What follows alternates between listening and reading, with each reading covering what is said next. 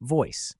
In English, voice refers to the relationship between the action, verb, and the subject of a sentence. The two main types of voice are active voice and passive voice.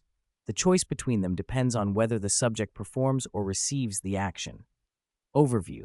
Active, passive. Active voice. In active voice, the subject performs the action expressed by the verb.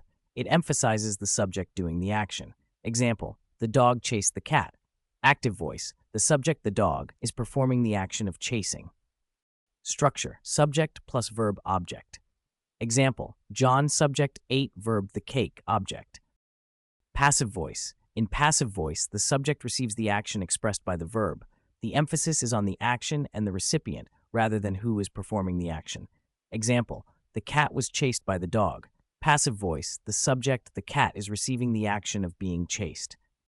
Structure, object plus form of to be. Verb past participle of verb subject optiona. Structure, object plus form of to be verb, past participle of verb subject optional. Example, the cake object was eaten verb by John subject. Comparison of active and passive voice. Active voice example, the teacher explained the lesson. The subject, the teacher, is doing the action of explaining. Passive voice example, the lesson was explained by the teacher. The subject, the lesson, is receiving the action of being explained. When to use active and passive voice. Active voice, use when you want to emphasize the subject doing the action. It is generally more direct and concise. Example, the company launched a new product.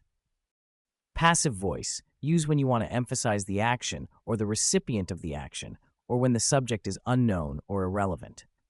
Example, a new product was launched by the company. Summary of active and passive voice.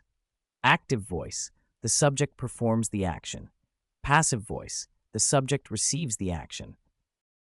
Mastering both voices allows you to choose the most effective way to communicate depending on the emphasis you want to place on the action or subject. Thanks for watching.